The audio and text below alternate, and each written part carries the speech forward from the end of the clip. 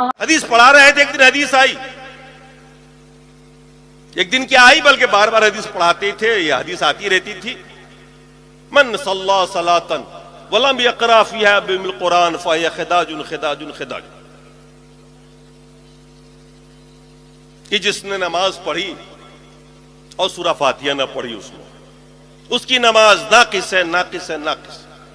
ہمارے بزرگوں نے سکھایا تھا، یہ تنہا نماز پڑھنے والوں کے لیے اللہ کے رسول نے فرمایا ہے، یہ تنہا نماز پڑھے، چاہے وہ امام ہو یا اکیلے نماز پڑھتا ہو، تو سورہ فاتحہ پڑھنا ہی پڑے گا، اگر نہیں پڑھے گا تو نماز نہیں ہوگی۔ یہ زمانے طالب علمی سے سنتے چلے آئے تھے، مدرسی کے 6 سال 7 سال ہم نے بھی یہی کرتے گزارے، ساتھ میں یہ بھی سن رکھا تھا بزرگوں سے کہ اگر کوئی امام کے پیچھے نماز پڑھے گا سورہ فاتحہ تو اس کے منہ میں اللہ تعالیٰ آگ بھر دے گا قیامت کے دن۔ یہ بھی ڈر لگا رہتا تھا، یہ بزرگوں نے کہا۔ اب بزرگوں کا روب تو ہمارے اوپر اللہ سے بھی زیادہ ہوتا تھا۔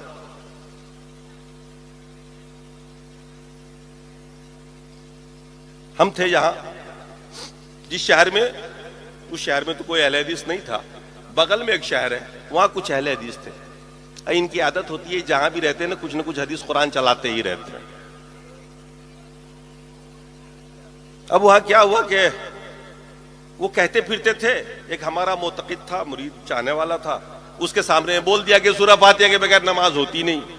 وہ میری تربیت کیا ہوا تھا، اس نے کہا کہ نہیں، پڑھنا ہی نہیں، ورنہ آگ منہ میں بھر دی جائے گی۔ دونوں میں ہوئی بات، گفتگو ہوئی، ہوتے ہوتے مناظرے کی بات ہو گئی، اور مناظرہ بھی طے ہو گیا۔ مجھے ٹیلی فون کر دیا، حضرت فلاں تاریخ کو اہل حدیث سے مناظرہ۔ کیا ہوا کہ جب ہمارے ساتھیوں نے طے کر لیا تو میں نے کہا چلو ٹھیک ہے، کر لیں گے مناظرہ، کوئی ایسی بات نہیں۔ تاریخ پر پہنچ گئے، علماء اہل حدیث بیٹھے ہوئے تھے، میں نے کھڑا کیا مجمع کے سامنے میں کہ اہل حدیث عالم کو میں نے کہا پڑھیے، قرآن میں اللہ نے فرمایا اذا قرئ القرآن فاستمعوا له وانصتوا لعلکم ترحمون۔ انہوں نے پڑھا، میں نے کہا ترجمہ کریے آپ۔ اللہ فرما رہا ہے کہ جب قرآن پڑھا جائے تو خاموشی سے سنو اور چپ رہو، ہو سکتا ہے اللہ تمہارے پر رحم کر دے۔ میں نے کہا مولانا اب آپ چپ رہیے، خاموش رہیے، عوام فیصلہ کر لے گی۔ میں نے کہا بھائیو، اللہ فرما رہا ہے، مولانا کی زبان سے تم نے سن لیا، اللہ فرما رہا ہے قرآن پڑھا جائے خاموش رہو، چپ کے سنو، اور یہ کہہ رہے ہیں کہ سورہ فاتحہ پیچھے پڑھو۔ اب تک ہم یہ جانتے تھے کہ یہ لوگ رسول کو نہیں مانتے، آج معلوم ہوا یہ اللہ کو بھی نہیں مانتے۔ لوگ اپنے تھے، تالی بج گئی، مناظرہ ختم ہو گیا۔ انہوں نے بہت کہا صاحب حدیث دیکھیے نا، یہ بخاری ہے، یہ مسلم ہے، یہ۔ میں نے کہا اب حدیث دیکھ کے کیا ہوگا، جب قرآن آ گیا تو سامنے تو حدیث کی کیا حیثیت رہ گئی۔ بات ختم ہو گئی۔ کچھ دنوں کے بعد پڑھاتے پڑھاتے ایک حدیث آئی میرے سامنے میں، عبادہ ابن صامت رضی اللہ تعالیٰ عنہ کی۔ فجر کی نماز اللہ کے رسول پڑھا رہے ہیں، صحابی پیچھے ہیں، عبادہ ابن صامت بھی پیچھے کھڑے ہیں۔ اس دن عبادہ ابن صامت رضی اللہ تعالیٰ عنہ نے اللہ کے رسول کے ساتھ ساتھ سورہ فاتحہ بھی پڑھی اور سورت بھی ملا دی۔ ایکسٹرا سورت جو ہوتی ہے نا سورہ فاتحہ کے علاوہ، وہ بھی پڑھ۔ اللہ کے رسول نے سلام پھیرنے کے بعد پوچھا تم نے سے کس نے قرات کی ابھی میرے پیچھے؟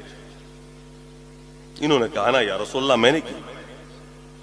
اللہ کے رسول نے فرمایا لا تقرؤ الا بأم القرآن فإنه لا صلاة لمن لم يقرأ بها۔ سورہ فاتحہ کے علاوہ کچھ مت پڑھا کرو، کیونکہ جو سورہ فاتحہ نہیں پڑھے گا اس کی نماز نہیں ہوگی۔ اب میں چکر میں پڑ گیا، فجر کا ٹائم ہے، خود اللہ کے رسول امامت کر رہے ہیں، صحابی نماز پڑھ رہے ہیں، پیچھے میں ایک صحابی نے سورہ فاتحہ بھی پڑھ دی اور سورت بھی ملائی ایکسٹرا۔ اللہ کے رسول نے کس سے منع کیا؟ ایکسٹرا قرات۔ کہا نا لا تقرؤ، قرات کا اطلاق یہاں کس پہ ہو رہا ہے؟ فاتحہ پہ نہیں ہو رہا ہے، بلکہ ایکسٹرا سورت پہ ہو رہا ہے۔ فرمایا اللہ کے رسول نے لا تقرؤ الا بأم القرآن فإنه لا صلاة لمن لم يقرأ بها، کیونکہ اس کی نماز نہیں ہوتی جو سورہ فاتحہ نہیں پڑھتا۔ میں پریشان ہو گیا، میں نے کہا ابھی چند دنوں پہلے تو مناظرہ ہی جیت کے آیا ہوں میں، اب یہ حدیث آ گئی میرے سامنے میں، اس کا کیا جواب ہوگا؟ حدیث کا کیا جواب ہوگا بھائی؟ یہ تو اب عملی حدیث آ گئی، اب تو وہ تعویل بھی گئی جس میں ہم کہا کرتے تھے کہ یہ تنہا منفرد نمازی کے لیے ہے، اب تو یہ جماعت والی بات ہوئی آ گئی۔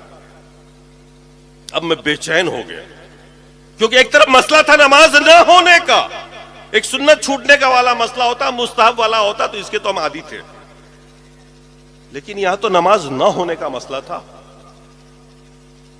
میں نے سفر کیا، تفسیروں کو اٹھا کے دیکھا، میں نے کہا مسئلہ تفسیر سے ہوگا، اور جب ساری 11 تفاسیر کا مطالعہ کیا تو پتہ چلا کہ یہ آیت تو نماز کی فرضیت سے پہلے کی ہے۔ اذا قرئ القرآن فاستمعوا له وانصتوا لعلکم ترحمون، یہ آیت تو اس وقت نازل ہوئی تھی جب نماز فرضی نہیں ہوئی تھی، اور یہ اس کا پس منظر یہ ہے کہ جب اللہ کے رسول خانہ کعبہ حدود حرم کے اندر بیٹھ کے قرآن پڑھا کرتے تھے تاکہ لوگ سن کے اسلام کو سمجھیں قبول کریں، تو ابو جہل نے پلاننگ کی، کچھ نوجوان لڑکوں کو کھڑا کیا اور اس نے کہا وَالْغَوْا فِيهَا لَعَلَّكُمْ تَغْلِبُونَ، جب محمد قرآن پڑھے تم لوگ شور مچاتے رہنا تاکہ ان کی آواز باہر نہ جائے، ہو سکتا ہے تم اسی طرح سے غالب آ جاؤ۔ اس کے جواب میں اللہ نے یہ آیت نازل فرمائی کہ اذا قرئ القرآن فاستمعوا له وانصتوا، جب قرآن پڑھا جائے تو خاموشی سے سنو، چپ رہو، ہو سکتا ہے اللہ تمہارے اوپر بھی رحم کر دے، تیرے دل میں بھی ایمان ڈال دے۔ آیت کہاں نازل ہوئی؟ فٹ کسی اور پہ ہوا۔ اب میرے دماغ سے یہ بات آئی سمجھ میں کہ بھئی یہ تو معاملہ ہی کچھ اور ہے، اور واقعی اب تک جو نماز پڑھے اس کا کوئی حل نہیں۔ پھر میں نے لگے ہاتھوں، ہمت میری بھی نہیں کام کرتی تھی کہ بھئی اتنے بڑے مسئلے میں ہم ہاتھ ڈالیں، کیونکہ ہمارے ائمہ سے لے کے بڑے بڑے بزرگ عالم جتنے بھی تھے وہ یہی کہتے آ رہے تھے آگ بھر دی جائے گی منہ میں۔ تو میں نے کچھ علماء کو جمع کیا، ٹاپر علماء کو، ان کے سامنے میں رکھا، میں نے کہا حضرت سب سے پہلے تو یہ حدیث دیکھیے آپ، اور یہ بتائیے کہ حدیث ہے کہ نہیں ہے، اگر ہے تو ضعیف ہے تو وہی بتا دیجیے۔ سب نے دیکھا، سب نے کہا بالکل ٹھیک حدیث ہے، ذوب بھی نہیں اس کے اندر کہیں سے۔ میں نے کہا پھر سورہ فاتحہ کے بغیر نماز نہیں ہوتی، ہمارا آپ کا مسئلہ ہے سورہ فاتحہ پڑھنا ہی نہیں، ہمارے امام کا مسئلہ ہے، کیا کریے گا؟ کہنے لگے دیکھیے یہ بڑے بڑے مسائل ہیں، پہلے تو انہوں نے کوشش کی کہ ہدایہ میں دیے گئے دلائل آزمائے میرے سامنے۔ میں نے کہا 18 سال سے پڑھا رہا ہوں، ہدایہ میرے سے زیادہ آپ نہیں جانتے ہیں۔ ایک ایک دلیل کو میں نے کاٹ دیا، میں نے کہا سیدھی سی بات بتائیے حدیث غلط ہے یا آیت کا مطلب بیان کریے، شاید نزول میں نے بیان کر دیا، دکھا دیا۔ دنگ رہ گئے، وہ پریشان ہو گئے، ایک تو مفتی تھے ایک شیخ الحدیث تھے، لاسٹ میں مدنی ایک عالم تھے، اس میں کہنے لگے میں تو چپ کے پڑھتا بھی ہوں۔ کسی ایمان والے کو